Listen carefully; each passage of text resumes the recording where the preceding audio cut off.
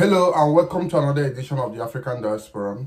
Today we're going to talk about a lady called Chinwe who came into the UK in 2007. Chinwe came into the UK for a master's in business, but after her master's, she saw that she couldn't get a job with her master's, and she decided to further her studies in data analysis. And today, after 15 years of being in the country, Chinwe is a professional data analytics, and she's doing well for herself. She's married, she has her kids, and she's settled in the UK. In this interview, she talked about the challenges that she faced when she came in newly and how she overcame those challenges. And she also dropped some advice to youth of African descent that are trying to achieve their goals and dreams in the UK. So sit tight and enjoy this interview. Thank you. Like every other person coming from Africa to school here. So like every other person who is coming here for studies, we all have, goals we hope to achieve with our studies. So for me, the goal that I had in mind was to come in, make the most of my study, making sure that I come out in flying colors, which I believed was going to be like an inroad into getting a good professional job. And then when I came in, I worked on those goals. But sadly, it's not really as simple as as said. It's not really as simple as said. When I came in, I had challenges. The most obvious of them being financial challenges, because you're coming from Africa. There is a lot of financial weight on you, and the picture, that most of the agents that some of us used when we were making these applications wasn't really clear. They don't really make the picture clear. And some of these universities, when you go to their website, they make it look really simple, like trying to get you to understand that when you're coming to study, when you come in, you're going to be allowed to work 20 hours, and then it will just be like an opportunity to school and earn at the same time, And when you hear that word, schooling and earning at the same time, you run for it. Obviously, there is no such explanation as to how to go about getting these jobs, or how difficult it might be in getting these jobs, or even further explanations that can make you understand that you might find yourself working in capacities that are quite below where you are currently in your home country. For instance, somebody who is an accountant might come here and find yourself doing a cleaning job.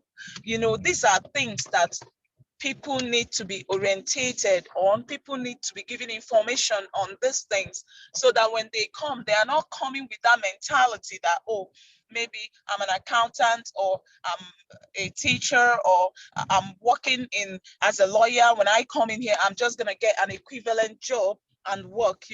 It's not just about working, it's also about working in that area that gives you job satisfaction at the end of the day, because that also has a way of feeding into your mental state, which then goes further to impact on your studies as well. So some of us came in bearing in mind that we were going to work in the same capacity that we were working back home, in the same role or in the same level.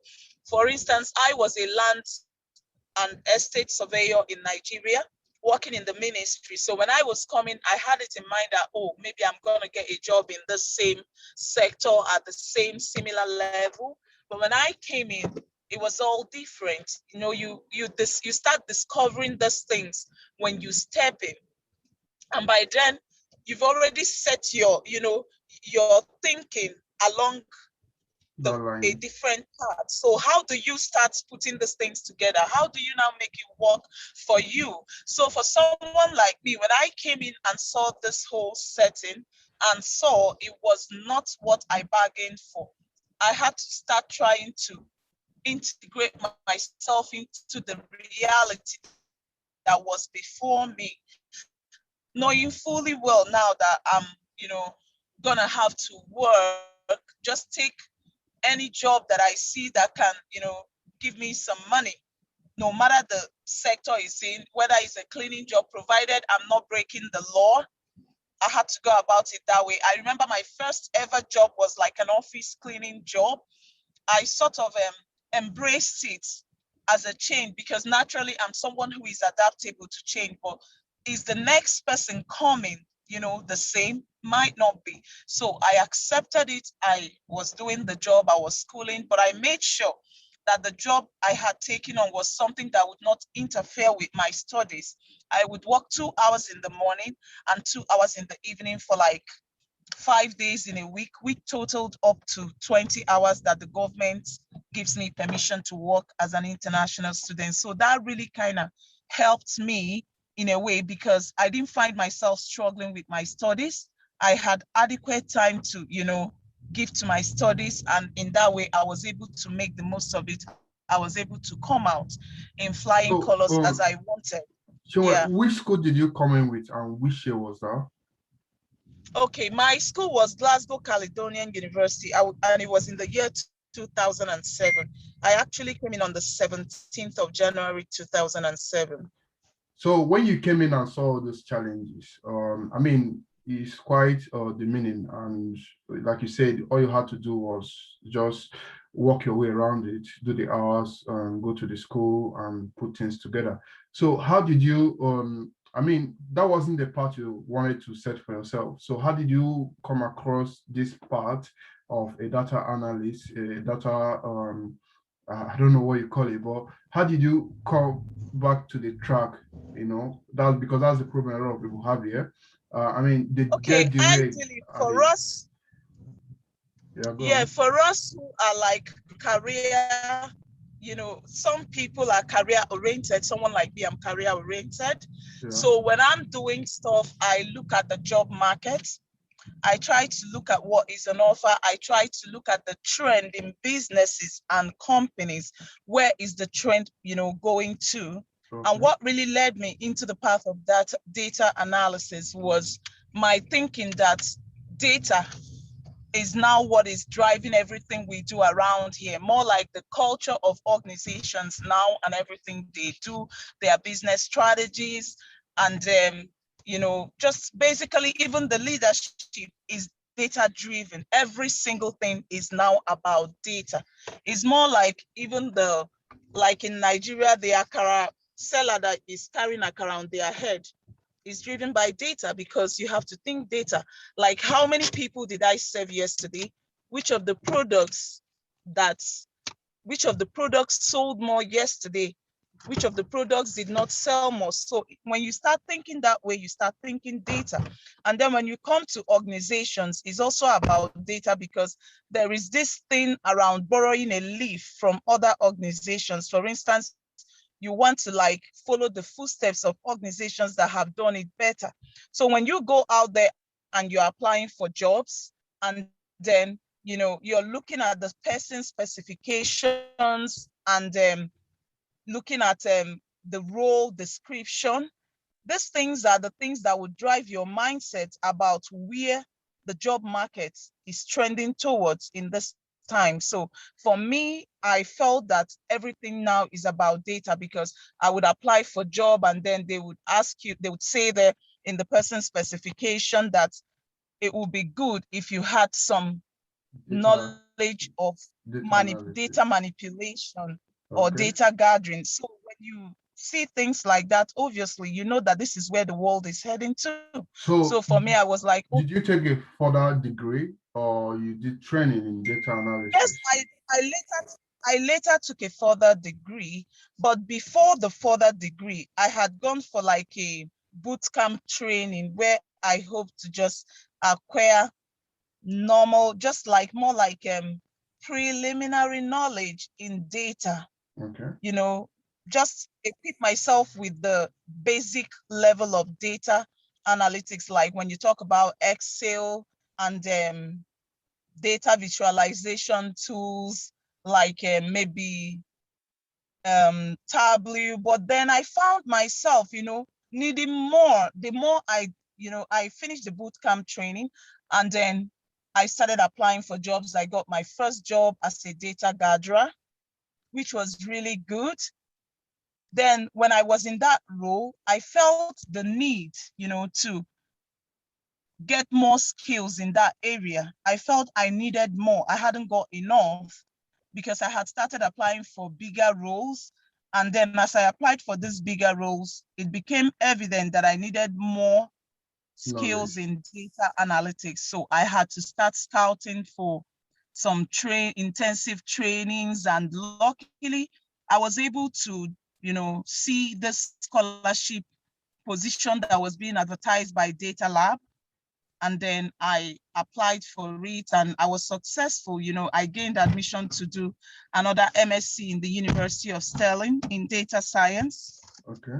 Which was really good because then I was now able to improve on those skills. Okay, so we have a good picture of on how you came in, the struggles you went through, how you studied your environment to, make the best use of it, and how you became a data analyst. Oh, that's perfect. I mean, this is what everybody should understand, that it's not the fault. Like, I interviewed someone that had a dream of becoming a chemistry laboratory scientist. And when she moved here, she saw a total different ball game, and she had to move into business management, and that's what she's doing now. So I understand this process, which is perfect.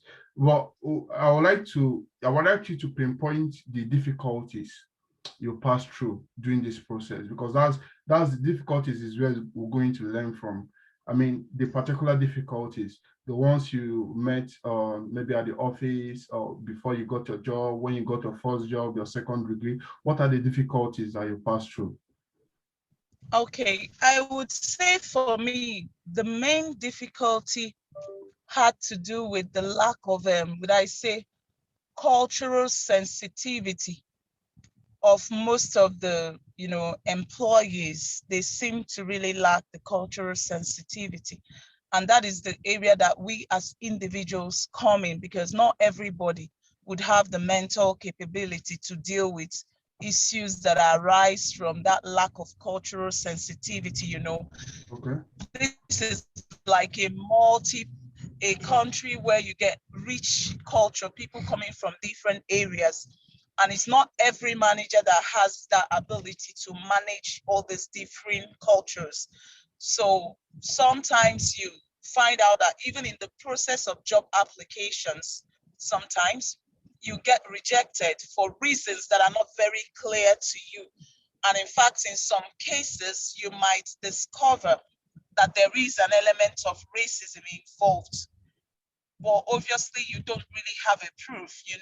So Yeah. these are things that people should condition their mind on, and that's why it is really very important to work hard on whatever you're doing. I always tell people, So always make sure that you're like a step or two steps ahead. So one of the highest difficulties you experienced was cultural differences. Okay. So what is your advice to people listening, our future audience, these students that are looking to get motivation and guidance from this interview? What will your advice to them be? Okay, my advice will go two ways. First of all, to those who are looking to come in here or Yeah. to come in here to further their education. And then for those who are already here. So I'll start with those looking to come in here to further their education. And I would say before you come in, it's really very important you do your research work very well. Okay. Make sure you research the UK very well, understand the areas that are very expensive for you as a student, because I discovered in communicating with some international students, especially the ones around London area, that they don't do their research work very well. Some of them just want to be where it's happening. They are focusing on London because they've heard that word London. They don't consider, the financial aspect of it, on an ongoing basis. So these things are really very important. You might be better off looking at, moving to a city which is not in the central London, because then you're able to kind of minimize the financial problems that you might encounter as a student. Then secondly, again, when it comes to other aspects like the people you mentioned that were having various issues like housing, this, that, some of those things are better averted if you go to places that are not like in the central of London. Then thirdly, when it comes to the actual schooling itself, it's always very important that when you're working with agencies, because I know a good number of them get their admissions and stuff through agencies, to make sure that you're doing it in the right way by going to the right agencies and asking the right questions as well. Because it is not just about the agency getting you the admission and then you coming over, but have they given you the rightful information that you need to know? Because if you're well informed, you would consider you will consider this other aspects that I've spoken about now before you enter. And in that way, it's not becoming new to you like those of us who came as novice and had, hadn't this knowledge. If you know already that, oh, when I come in, I might start off or kickstart with a job that is in a lower level than what I was doing before, then when you come in and you're facing it, it's not new to you and it's not impacting on your mental health. And in that way, you're averting that idea of the whole situation impacting on your mental health, seeing yourself working at a lower level.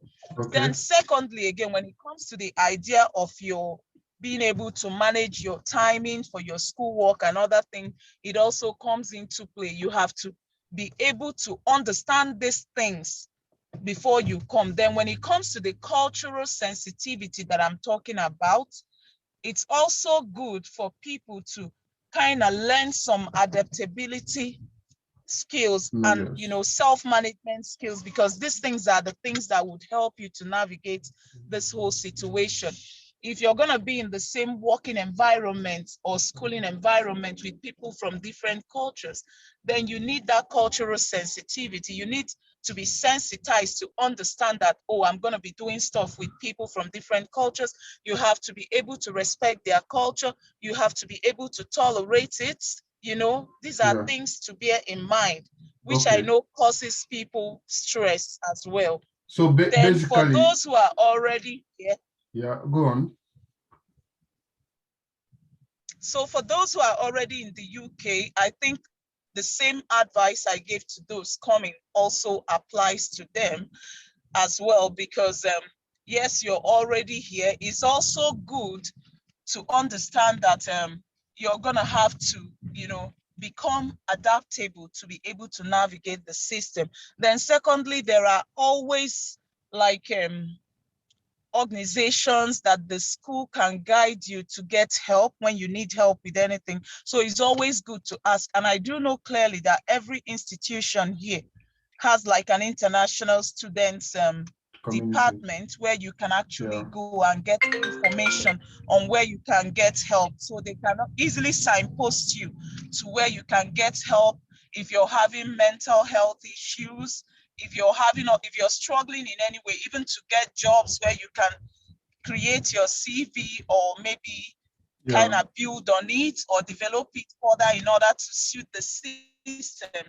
that you're now in, so that you're not coming in with that African mentality of what applies in Africa, because it's just a total different thing here.